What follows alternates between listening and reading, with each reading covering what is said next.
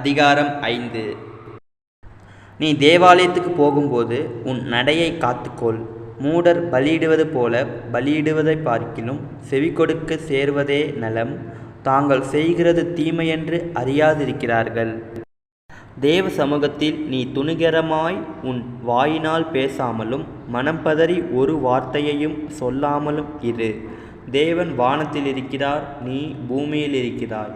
ஆதலால் உன் வார்த்தைகள் சுருக்கமாயிருப்பதாக. தொல்லையின் திரட்சியினால் சொப்பனம் பிறக்கிறது போல வார்த்தையின் திரட்சியினால் மூடனுடைய சத்தம் பிறக்கும். நீ தேவனுக்கு ஒரு பொருத்தனை பண்ணிக்கொண்டால் அதை செலுத்த தாமதியாதே. அவர் மூடரில் பிரியப்படுகிறதில்லை. நீ நேர்ந்து கொண்டதை செய். நீ நேர்ந்து கொண்டதை செய்யாமற் போவதை பார்க்கிலும் நேர்ந்து கொள்ளாதிருப்பதே நலம். உன் மாம்சத்தை பாவத்துக்குள்ளாக்க உன் வாய்க்கு இடங்கொடாதே. அது புத்தி பிசகினால் செய்தது என்று தூதனுக்கு முன் சொல்லாதே. தேவன் உன் வார்த்தைகளினாலே கோபங்கொண்டு உன் கைகளின் கிரியையை அழிப்பானேன். அநேக சொப்பனங்கள் மாயையாயிருப்பது போல அநேக வார்த்தைகளும் வியர்த்தமாயிருக்கும். ஆகையால் நீ தேவனுக்கு பயந்திரு. ஒரு தேசத்தில் ஏழைகள் ஒடுக்கப்படுகிறதையும் நியாயமும் நீதியும் புரட்டப்படுகிறதையும் நீ காண்பாயானால் அதை குறித்து ஆச்சரியப்படாதே. உயர்ந்தவன் மேல் உயர்ந்தவன் காவலாளியாயிருக்கிறான். அவர்கள் மேல் உயர்ந்தவரும் ஒருவருண்டு. பூமியில் விளையும் பலன் யாவருக்கும் உரியது. ராஜாவும் வயலின் பலனால் ஆதரிக்கப்படுகிறான். பணப்பிரியன் பணத்தினால் திருப்தி அடைவதில்லை. செல்வப்பிரியன் செல்வப்பெருக்கினால் திருப்தி அடைவதில்லை. இதுவும் மாயையே. பொருள் பெருகினால் அதை தின்கிறவர்களும் பெருகுகிறார்கள். அதை உடையவர்கள் தங்கள் கண்களினால் அதை காண்பதேயன்றி அவர்களுக்கு பிரயோஜனம் என்ன? வேலை செய்கிறவன் கொஞ்சமாய் புசித்தாலும் அதிகமாய் புசித்தாலும் அவன் நித்திரை இன்பமாயிருக்கும்.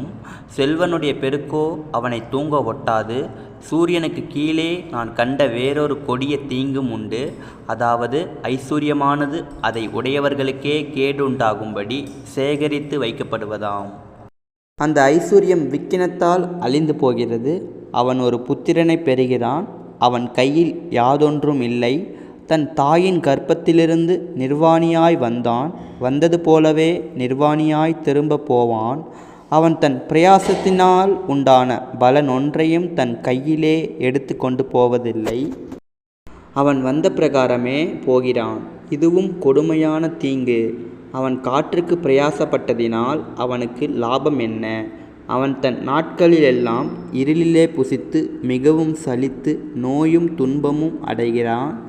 இதோ உயிரோடு இருக்கும்படி தேவன் அருளிச் செய்த நாளெல்லாம் மனுஷன் புசித்து குடித்து சூரியனுக்கு கீழே தான் படும் பிரயாசம் அனைத்தின் பலனையும் அனுபவிப்பதே நலமும் உத்தமமுமான காரியமென்று நான் கண்டேன். இதுவே அவன் பங்கு. தேவன் ஐஸ்வர்யத்தையும் சம்பத்தையும் எவனுக்கு கொடுத்திருக்கிறாரோ அவன் அதிலே புசிக்கவும் தன் பங்கை பெறவும் தன் பிரயாசத்திலே மகிழ்ச்சியாயிருக்கவும் அவனுக்கு அதிகாரம் அளிப்பது தேவனுடைய அனுக்கிரகம்.